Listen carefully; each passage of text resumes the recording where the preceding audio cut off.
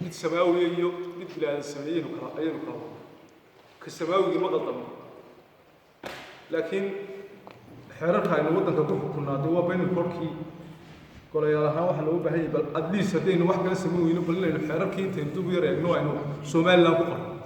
oo aanu xeerkii soomaaliya ina daba soconno taas waa qodobka labaad dee kolley laba nin marka gar loo qaado kama wada fadhiiso mid waan saxayaayoo qolada hadlaysay garsoolayaal cabanaysa may ahayn looyarree haaya looyaraduna mihnada shaqaale waxay u shaqeeyaan dadka dhibanayaashaabaa qabsada shacabkaa qabsada ama dawlad ha u qabsadaan ama shacabka gudihiisaba ha isu qabsadaane looyarku waa nin baayac mushtari oo shaqeeya oo ganacsada ah waa dhab inay cabanayaan laakiin marka garsoorka la hor keeno sharciga ninku siduu jecel yahay hadduu waayo dee dabcan wuu cabanaya nin yidhaahdo dee waa gartaasi way qabataa ma jiro mid garliya mid aan gar lahayn labadubana way ooyaan marka waxaan leeyahay inagu gole ahaan mar haddaynu nahay inaan dhinacna cagta saarine in sidaa uu cabdiraxmaan sheegay inaynu xoogaan noqono horta bilxogta rasmi la doonaa waa muhiim qodobka labaad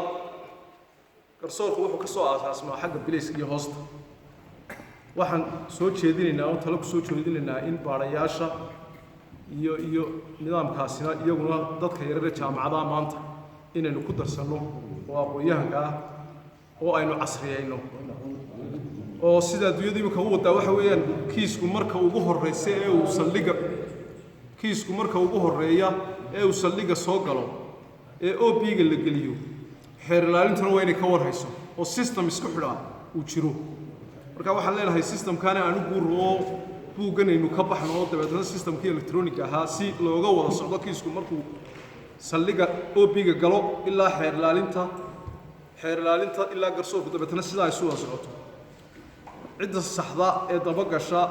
ee wax soo toosisa waa xeer ilaalintuna kiiskeedu wuxuu ka bilaabmaa marka OB-ga lagu qoro inay iyadu toosiso dambi baadhaha iyo waxba ay wada socdaan waxaan filayaa iminka barnaamijka la wado intaan xogta ka hayo in systemkeennii loo bedelayo systemka aan sheegayo marka waxaynu u baahannahay innaguna inaynu isgarab taagno wixii talooyina aynu ka soo saari karna ee markaynu xog hello aynu u kordhinayna aynu soo saarno wasalaamu calaykum waraxmatullahi wabarakaatu ee maanta laga hadlayo waxaan jeclaa in doodiisa lagu daro xeerka in lagu daro oo marka xeerka aan gaadhno way iskabi lahayd doodee in dib loo dhigaan jeclaa haddii se shirguddoon ahaan aada soo qatinteen 2-3 erey baa ka odhan doonaa dooda badideeduna waxay u dhici doontaa marka xeerka laga doodayo ayay u dhici doontaa waxaan jecelahay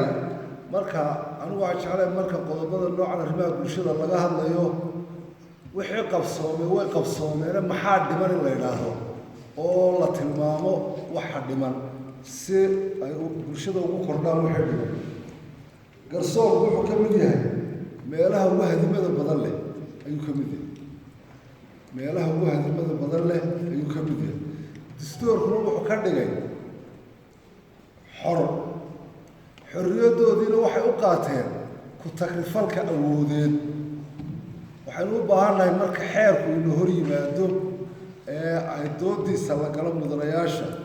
in nin waliba